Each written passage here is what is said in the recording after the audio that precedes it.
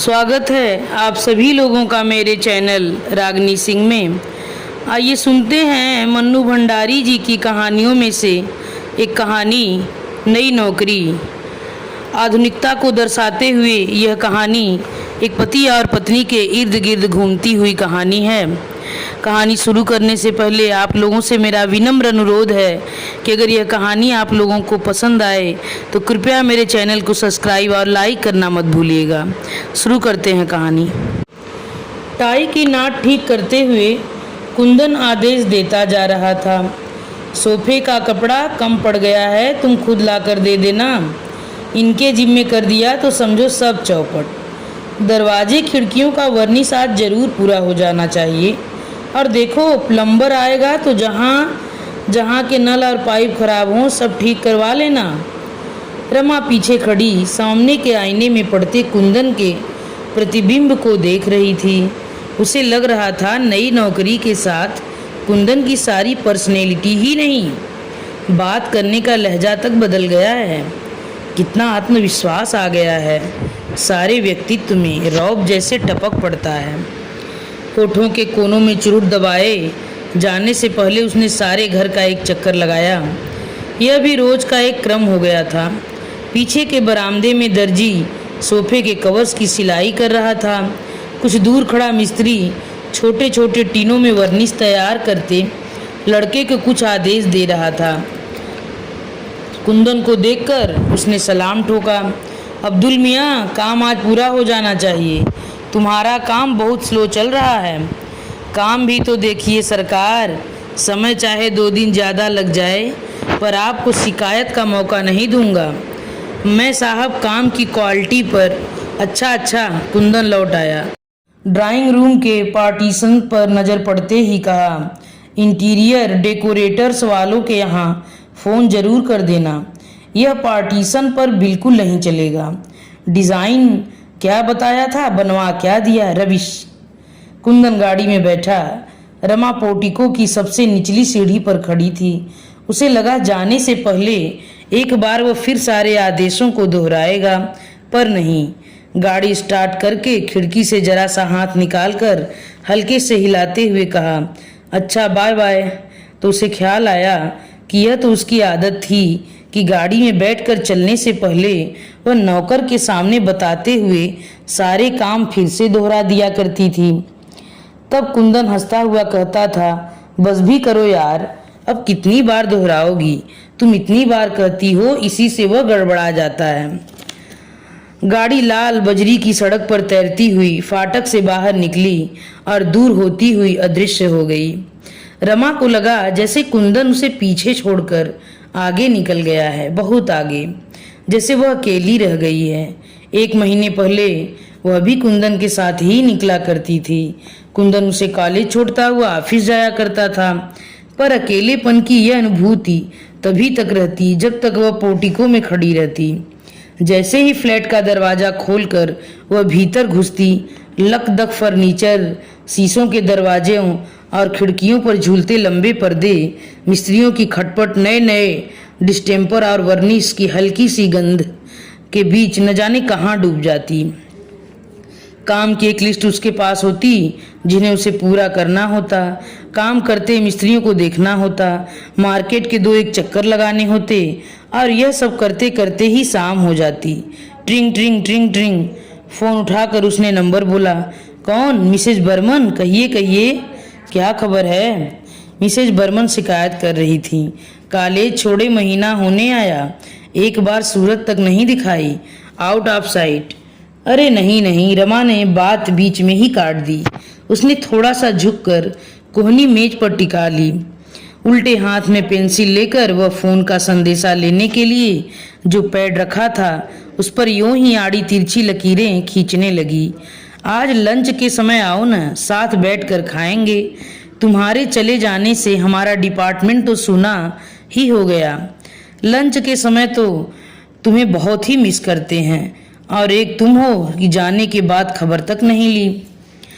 क्या बताऊं, इस नए घर को ठीक कराने के चक्कर में इतनी व्यस्त रही कि उधर आ ही नहीं सकी। अच्छा यह बताइए, सुधा, मालती, जयंती सब कैसे हैं? कहा न आज आ जाओ, सबसे मिल भी लेना, खाना भी साथ खाएंगे आज। और वो एक क्षण को मन के भीतरी स्वर पर आज के सारे कामों की लिस्ट तैर सी गई। आज तो संभव नहीं होगा मिसेज बर्मन, क्षमा याचना के से स्वर में वह बोली।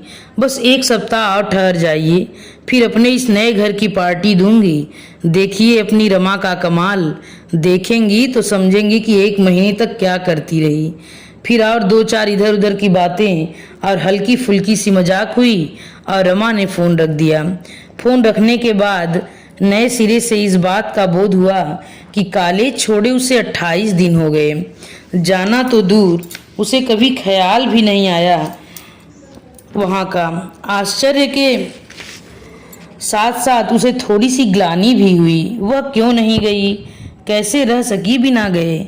आज बर्मन का फ़ोन नहीं आता तो पता नहीं और भी कितने दिनों तक उसे उधर का ख्याल ही नहीं आता। क्या सचमुच वह बड़े अफसर की बीवी बन गई है। उसे मजाक में कसा हुआ जयंती का रिमार्क याद आया। एकाएक मन हुआ कि अभी चल पड़े, एक बार सबसे मिल ही आए। मना करने के बाद पहुंचकर वह सबको प्लेजेंट सरप्राइज देगी। उसने रसोई में जाकर 10-12 आलू के पराठे और चाट तैयार करने को कहा।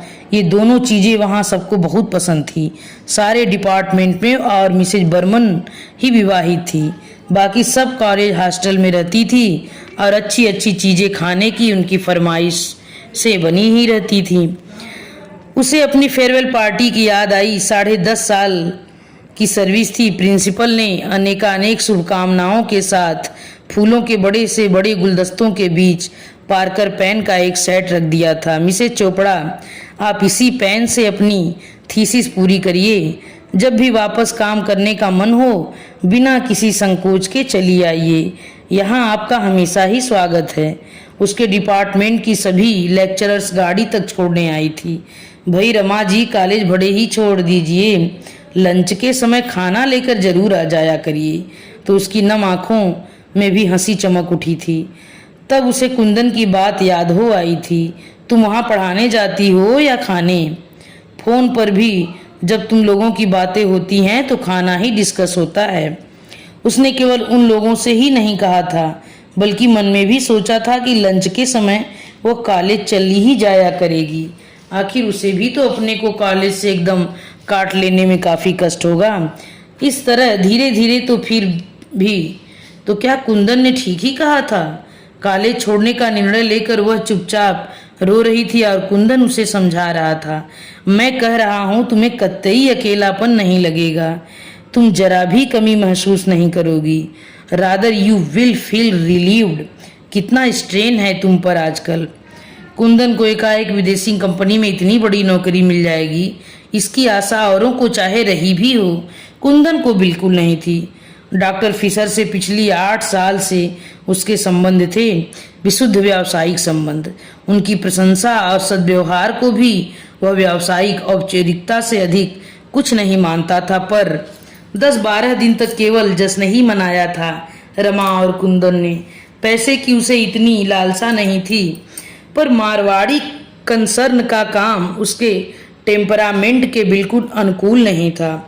रमा इस नए माहौल से नितांत अपरिचित नहीं थी। क्लब, डांस, डिनर, कॉकटेल, यह सब वह बचपन से देखती आई थी, पर सब देखती ही आई थी, उसमें अपने को कभी घुला नहीं पाई थी। डॉक्टर फिशर ने कुंदन को नौकरी ही नहीं दी थी। धीरे धीरे वे उसकी सारी जिंदगी का पैटर्न भी तय कर रहे थे। उसे 2-3 क्लबों में मेंबर बनना पड़ा। आए दिन दूसरी कंपनियों के बड़े बड़े अफसरों को एंटरटेन करना पड़ता। विदेशियों को हिंदुस्तानी खाना खिलाने के बहाने उसे घर में भी बड़ी बड़ी पार्टियां करनी पड़ती। और 3 महीने पहले उसे कंपनी की ओर से यह फ्लैट मिल गया। उसने सोचा वह अपने इस नए घर को निहायत ही ओरिएंटल ढंग से सजाएगा। विदेशियों के लिए तो यह नवीनता होगी, पर घर के लिए नया फर्नीचर बनवाने, चुन चुन कर चीजें खरीदने के लिए दोनों में से किसी के पास भी समय नहीं था। कुंदन चाहता था यह काम रमा को ही करना चाहिए, क्योंकि यह काम उसी का था। फिर उसकी सुरुचि और सुघड़ता के तो हल्ले भी थे मित्रों के बीच में, पर रमा के पास समय ही नहीं रहता। सवेरे उठकर वह बंटी को तैयार करके स्कूल भेजती, फिर खुद तैयार होती। तैयार होते होते वह नौकर को आदेश दे जाती, सारे दिन का काम समझाती। नाश्ता करते करते वो अपना लेक्चर तैयार करती। तैयार तो क्या करती, बस सूंघ भर लेती। फिर 9 बजे कुंदन के साथ ही निकल जाती। 3 के करीब वह लौटती, थोड़ा आराम करती और फिर शाम की तैयारी। बाहर नहीं जाना होता था तो घर में किसी का आना रहता था। रात 11 साढ़े 11 पर वह सोती थी तो थक कर चूर हो जाती। कुंदन को उस समय हल्की सी खुमारी चढ़ी रहती। कहता, डोंट बी सिली, पार्टी में कैसे थक जाती हो, गाड़ी में बैठ कर जाती हो, खाना पीना हंसी मजाक इनमें भी कहीं थका जाता है। गाड़ी में बिठा कर ले आता हूँ। रमा तब केवल सूनी सूनी आंखों से उसे देखती रहती। मन की भीतरी परतों पर हिस्ट्री के वे टॉपिक्स तैरते रहते जो उसको कल पढ़ाने होते और जिन्हें वह जबरन ही दिमाग से बाहर ठेलने का प्रयास करती। कुंदन उसे बताता रहता कि डॉक्टर फिशर उससे कितने खुश हैं, कितना इम्प्रेस कर रखा है उसने। एकाएक उसे अपना भविष्य बहुत उज्जवल दिखाई देने लगा है। पता नहीं थकान के कारण या किसी और वजह से वह उतना उत्साह नहीं दिखा पाती तो कुंदन बिगड़ पड़ता। क्या बात है, देखता हूँ तुम्हें कोई दिलचस्पी ही नहीं है मेरे राइज में, यू सीम टू बी। क्या बेकार की बातें करते हो, मुझे नींद आ रही है। कभी कुंदन फोन पर कह देता कि ठीक 7 बजे तैयार होकर रहना और आकर देखता कि वह तैयार हो रही है तो बिगड़ पड़ता। रमा, तुम्हें टाइम की सेंस कब आएगी? कभी घर पर खाना होता है और कोई कसर रह जाती तो रात में बड़े संभल कर कहता, मैं यह नहीं कहता कि तुम खाना बनाओ, 3 नौकर तुम्हारे पास हैं, पर जरा सा देख भर लिया करो। ऐसे मौकों पर रमा कुछ नहीं कहती। उस दिन कॉलेज में रमा को एक पेपर पढ़ना था। उसने खुद ही ऑफर किया था। सोचा था इसी बहाने एक टॉपिक तैयार हो जाएगा, पर बिल्कुल भी तैयार नहीं कर पाई। रात में लेटी तो रोना आ गया। मुझसे यह सब निभता नहीं। लौटकर बिना कपड़े बदले ही कटे पेड़ की तरह पलंग पर गिरकर उसने कहा, क्या नहीं निपटा? यह रवैया मेरे बस का नहीं है। कितना गिल्ट फील करती हूँ, बिना तैयारी किए पढ़ाना। लगता है जैसे लड़कियों को चीट कर रही हूँ। 2 घंटे का समय भी मुझे अपने लिए नहीं मिलता। कुंदन सोच रहा था कि रात में रमा के साथ वह एक कमरे को अरेंज करने की योजना बनाएगा। कलर स्कीम के लिए उसने जेनसन निकलसन वालों से बात की थी। रमा की बात सुनी तो चुप रह गया। बंटी की रिपोर्ट देखी, हमेशा फर्स्ट आया करता था, इस बार 7th आया है। बगल में लेटकर रमा को अपनी ओर खींचते हुए कुंदन ने बहुत प्यार भरे लहजे में कहा, तो तुम उसे पढ़ाया करो। कब पढ़ाया करूं, तुम ही बताओ। शाम को 5 से 7 बजे का जो समय मिलता है उसमें वह खेलने जाता है, तो तुम ही बताओ मैं क्या करूं। बालों में हाथ फेरते हुए कुंदन ने बहुत ही मुलायम स्वर में पूछा, कल मुझे पेपर पढ़ना है। 15 दिन पहले टॉपिक मिला था, 1 लाइन भी नहीं लिखी है। अब कोई झूठा बहाना ही तो बनाना पड़ेगा। कुंदन की उंगलियों बालों पर से उतरकर गालों पर फिसलने लगी। 10 साल पूरे हुए, 6-8 महीने में अपनी थीसिस सबमिट कर देती तो मेरा सिलेक्शन ग्रेड में आना निश्चित ही था, पर ऐसी हालत रही तो। और रमा रो पड़ी। दूर ही कुंदन के कानों में डॉक्टर फिशर के शब्द गूंज रहे थे, जनवरी में जर्मनी से डायरेक्टर आने वाले हैं, हमें यहाँ का सारा काम दिखाना होगा। एक नया प्लांट बिठाने की भी योजना है, उसके लिए कुछ रिस्पॉन्सिबल लोगों की ज़रूरत होगी, some smart young man. Business में सोशल कॉन्टेक्ट्स पे करते हैं, you will have to be very social. Kundan को इन बातों में हमेशा अपने लिए कुछ संकेत, कुछ आश्वासन मिलते। लकीली योर वाइफ, तुम मुझे छोड़ जाया करो, कोई ज़रूरी है कि मैं हर दिन तुम्हारे साथ ही जाया करूं? कुंदन कुछ देर उसे यूं ही सहलाता रहा, फिर एकाएक उसे बाहों में भरता सा बोला, तुम्हें छोड़कर आज तक मैं कहीं गया हूँ, जा सकता हूँ? ऑफिस के अलावा हमेशा हम साथ जाते हैं। तुम तो जानती हो कि तुम्हारे बिना मुझे कुछ भी अच्छा नहीं लगता। रमा खुद इस बात को जानती है। उनका विवाहित जीवन दोस्तों के बीच ईर्ष्या और प्रशंसा का विषय रहा है। समझ नहीं पाई क्या कहे। वह जब तक सो नहीं गई, कुंदन उसे प्यार से थपथपाता रहता था। मेम साहब, पराठे अभी बनेंगे? चौंकते हुए रमा ने पूछा। फिर बोली, नहीं नहीं, 12:30 बजे बनाना है। 1 बजे हम कॉलेज जाएंगे आज। जितने एक चक्कर बाजार का लगाऊं और सोफे का कपड़ा लाकर दे दूं। उसने एक बार भीतर जाकर मिस्त्रियों को याद दिला दिया कि आज पॉलिश हर हालत में ख़त्म कर देनी है। फिर अपनी डायरी देखी, बाजार से और क्या क्या सामान लाना है। कपड़े बदलने अंदर गई तो देखा नौकर ने रैक से सारी किताबें निकाल रखी थी और पहुंचकर जमा कर रहा था। इनमें से एक भी किताब उसने नहीं पढ़ी। कुछ पर तो अभी तक अपना नाम भी नहीं लिखा है। कुंदन ने भी जोश में आकर एक दिन में इतनी ढेर सारी किताबें खरीद कर सामने रख दी थी। बात शुरू दूसरे स्तर पर हुई थी। कुंदन ऑफिस से लौटा ही था कि बिना किसी प्रसंग के रमा ने कहा, मैं कॉलेज छोड़ दूंगी। इस तरह काम करने से तो नहीं करना ज़्यादा अच्छा है। स्वर में न कहीं तलखी थी न शिकायत। बड़े सहज स्वर में उसने कहा था। कुंदन देखता रहा। यही वाक्य था जिसे उसने अनेक बार अनेक तरह से मन ही मन में दोहराया था, पर कहने का मौका नहीं मिला था।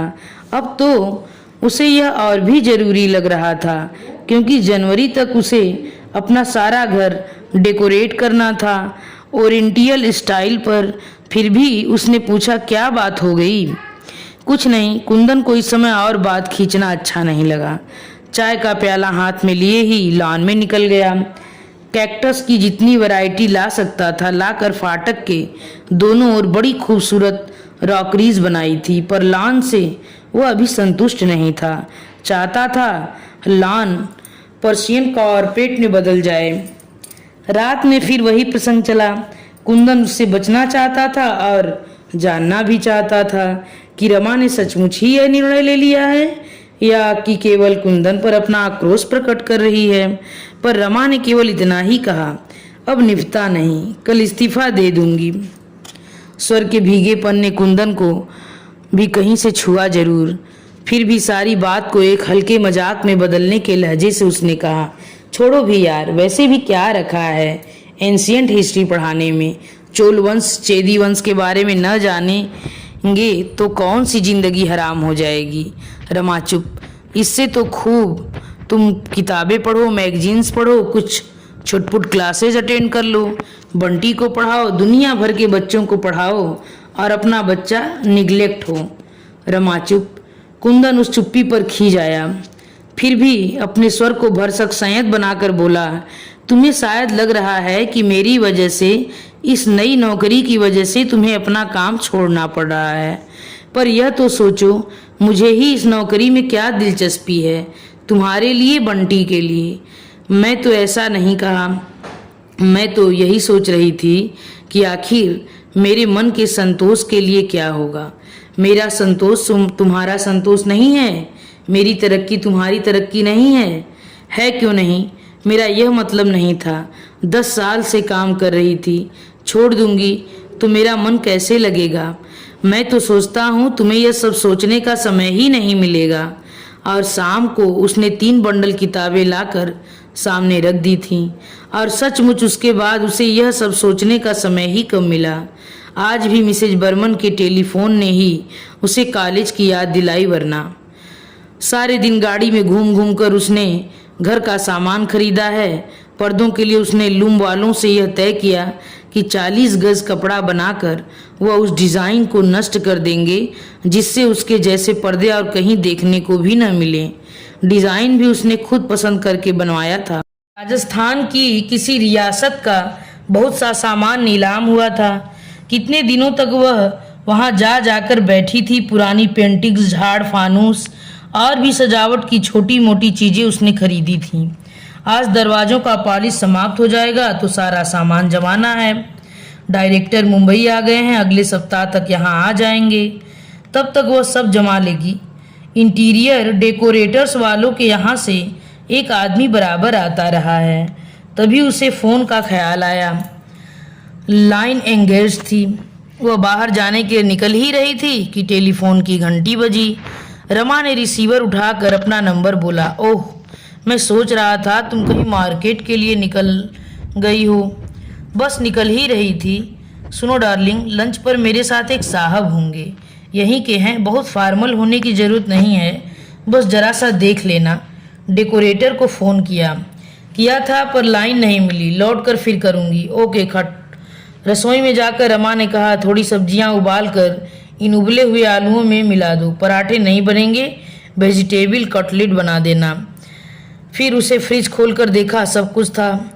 जब वह कॉलेज जाती थी तो कुंदन का लंच ऑफिस जाता था, पर आजकल वह लंच के लिए घर ही आ जाता है।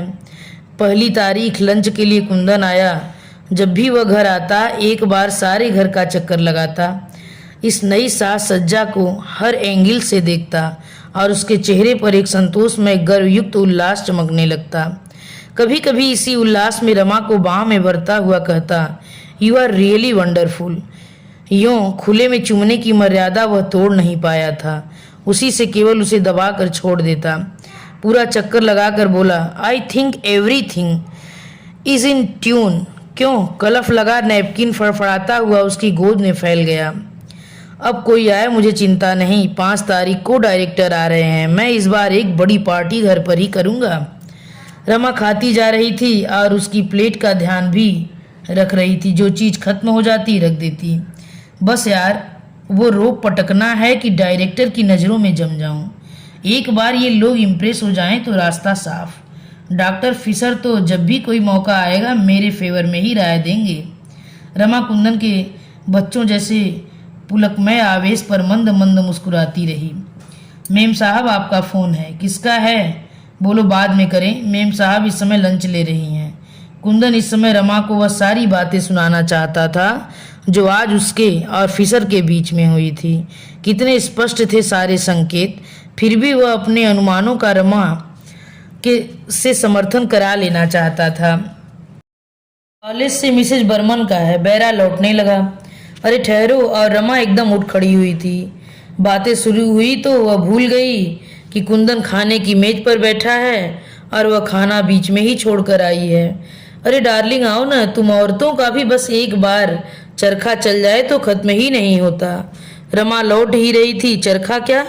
कोई इतने अपनेपन से बुलाए तो मैं ठीक से बात भी ना करूं? यह भी कोई बात हुई भला? अच्छा अब अपना खाना खत्म करो, तुम्हारा हो गया है तो तुम उठो ना। नो, यह कैसे हो सकता है भला? खाने के बाद कॉफ़ी लेकर इजी चेयर पर आराम करते हुए कुंदन ने सिगरेट सुलगा ली और गोल गोल छल्लों के रूप में धुआं उगलता रहा। फिरोज की तरह 5 मिनट के लिए आंख मूंद ली। रमा अखबार पलटने लगी। अब चलें? झटके से कुंदन उठ खड़ा हुआ। कोट उठाया तो तनख्वाह की याद आई। भीतर की जेब से नोट के 2 बंडल निकाले, एक बड़ा दूसरा छोटा। अरे यह क्या, तनख्वाह ले आए? आज क्या पहली तारीख हो गई? रमा को आजकल तारीख और दिनों का कुछ ख्याल ही नहीं रहता। ये आया, बैरा और खान समा के हैं, 80 और 100। छोटा बंडल बढ़ाते हुए कुंदन ने कहा। रमा ने बंडल ले लिया। और यह तुम्हारा है। फिर जरा सा झुक कर बोला, अब जो मुनासिब समझो इस गुलाम को 5 सिगरेट के लिए दे देना। और हंस पड़ा। रमा भी मुस्कुरा दी। Bye bye. और लाल बजरी की सड़क पर तैरती हुई कुंदन की कार रमा को वहीं छोड़कर आगे चली गई। इसी के साथ यह कहानी समाप्त होती है। धन्यवाद।